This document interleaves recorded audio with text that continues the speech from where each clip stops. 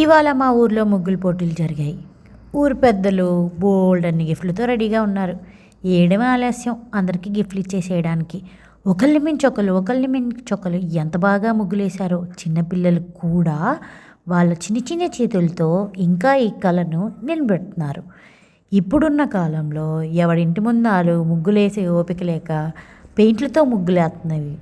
అలాంటిది ఇంకా ఈ కళను ప్రోత్సహించాలని చెప్పి ఇలాంటి ఈవెంట్స్ కండక్ట్ చేస్తున్న ఊరి పెద్దలందరికీ థ్యాంక్ యూ చెప్పాలి.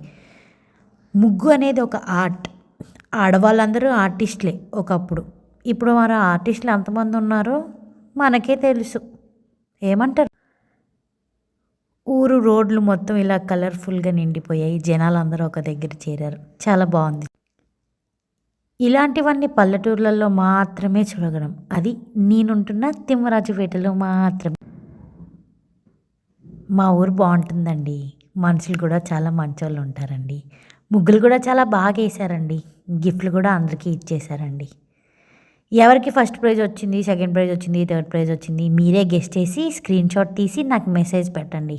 ముగ్గు ఎలా వేసామన్నది పాయింట్ కాదు, అసలు వేసామా లేదా. Competitive spirit is important.